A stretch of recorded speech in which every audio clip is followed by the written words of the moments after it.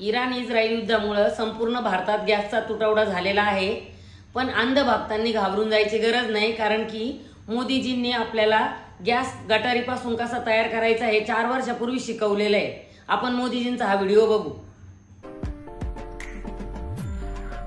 उसने उस नाली में, स्वाभाविक ये गंदी नाली होती, वहां गैस भी निकलता है तो कभी दुर्गंध आती थी। उसने एक छोटी सी बर्तन को उल्टा करके उसमें छेद करके एक पाइप डाल दी और जो गटर से गैस निकलता था वो पाइपलाइन से उसके अपने चाय के ठेले में ले लिया और वो चाय बनाने के लिए उसी गैस का उपयोग कर करके चाय बनाता था। सिंपल सी टेक्नोलॉजी है। आता लवकरात लवकर मोदींनी शिकवलेल्या फॉर्म्युल्याप्रमाणे अंध भक्तांनी लवकरात लवकर त्यांच्या जवळच्या गटारीपासून गॅस तयार करून वापरायला सुरुवात करावी, म्हणजे सर्वसामान्य जनतेला गॅसचा तुटवडा भासणार नाही।